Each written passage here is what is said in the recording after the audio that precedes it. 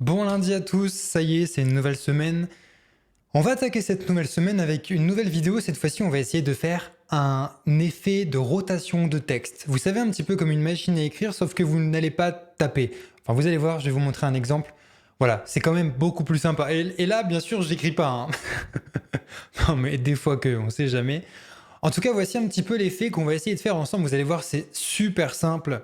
On va utiliser pour ça JavaScript, on va utiliser jQuery et on va utiliser Typed qui va nous permettre justement de faire cet effet super facilement. Mais vous allez voir, utiliser l'ensemble, franchement, c'est un jeu d'enfant. Donc, qu'est-ce qu'on va faire précisément? On va avoir un bout de texte et puis on va pouvoir générer aléatoirement, automatiquement, pas mal de mots à côté. Donc, ça peut être sympa, par exemple, sur un portfolio ou sur un site internet qui présente un produit ou un projet ou peu importe. Après, c'est libre à votre imagination. Hein.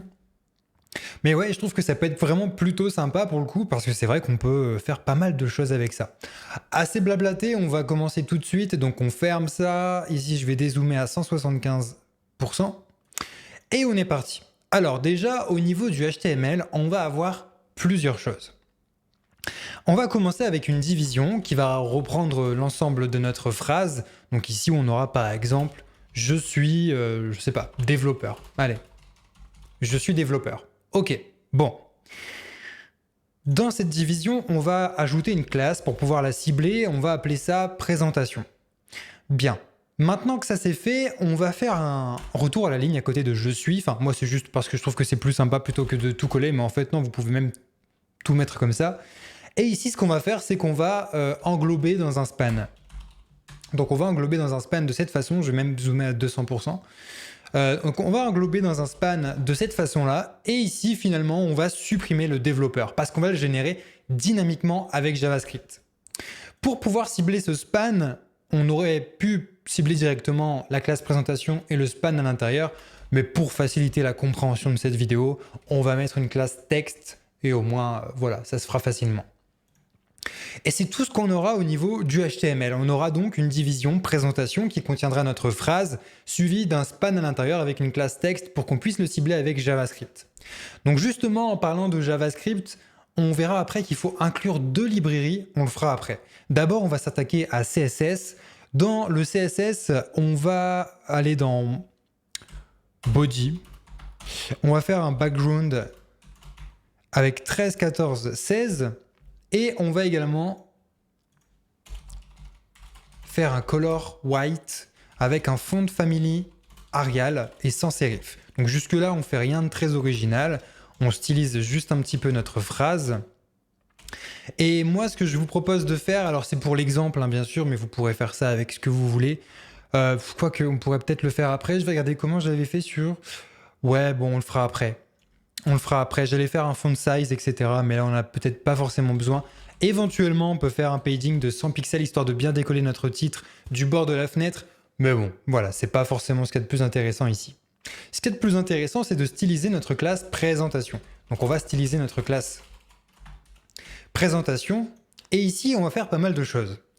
La première chose qu'on va faire, c'est faire un font size. Alors, nous, on va mettre 2 EM. Ça va faire à peu près du 32 pixels. Donc là, voilà, on est sur du 32 pixels. Enfin, après, vous pouvez utiliser vraiment la taille que vous souhaitez. Et la dernière chose qu'on va faire, c'est aussi faire un font weight bold. Au moins, ce sera en gras. Voilà, je trouve que c'est vraiment très sympa comme ça. Bon. Et puis maintenant que c'est fait, en fait, il suffit juste de passer directement à JavaScript. Je vous l'avais dit, on va pas passer 20 minutes sur cette vidéo-là. Alors, pour utiliser JavaScript, je vous ai dit en début de vidéo qu'on allait utiliser deux librairies. On va utiliser la librairie jQuery et on va utiliser la librairie Typed. Donc pour ça, si vous êtes sur CodePen, c'est très simple. On va dans le chevron ici et on va taper tout simplement jQuery.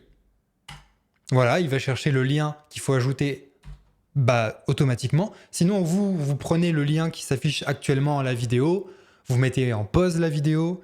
Donc je clique sur Close et vous, dans votre HTML, vous rajoutez juste une balise de script src égale et là vous ajoutez la librairie jQuery.min.js.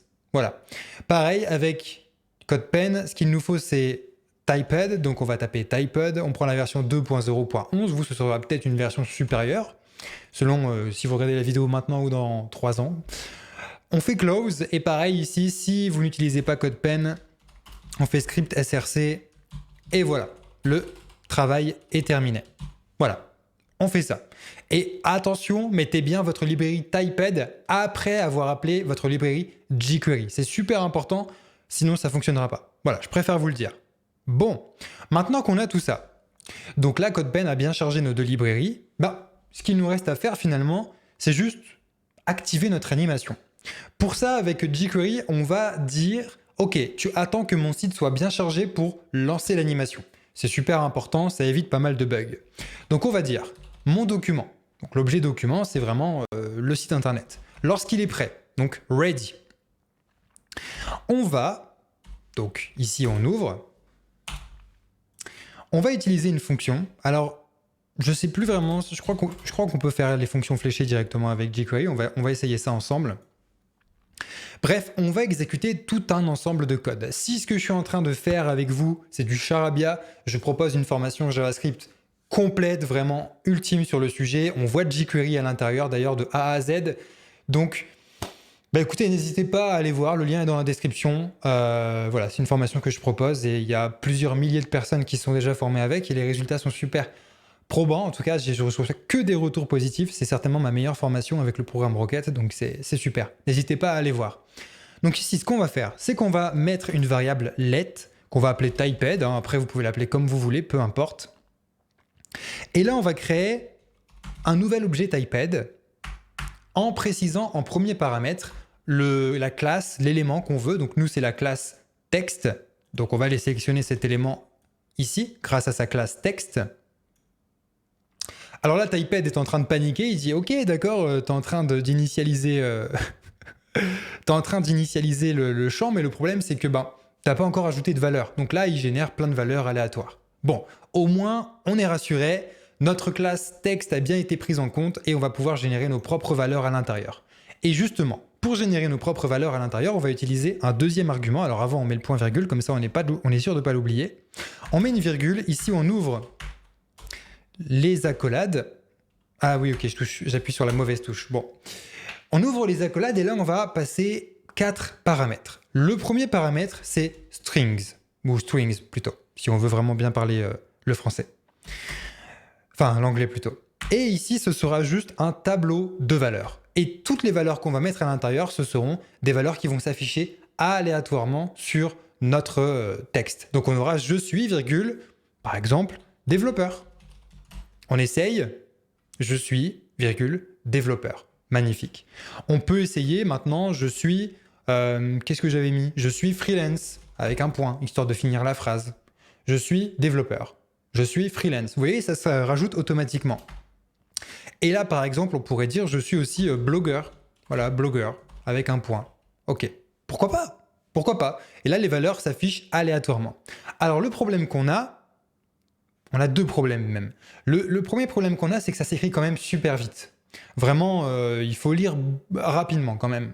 Ça va super vite. Donc, on va pouvoir gérer la vitesse où on est en train d'afficher le texte, la vitesse où on est en train de supprimer le texte, et on va pouvoir également régler notre deuxième problème qui est que ça ne s'affiche qu'une seule fois. On aimerait bien que ça tourne en boucle, donc on va pouvoir activer le fait que ça tourne en boucle. Alors on rajoute une virgule. On va utiliser l'argument, type speed. Ici, on va donner par exemple 80. Donc ici, si on regarde, je suis développeur. Ok, ça écrit plutôt lentement. Je trouve que c'est assez sympa. Ok.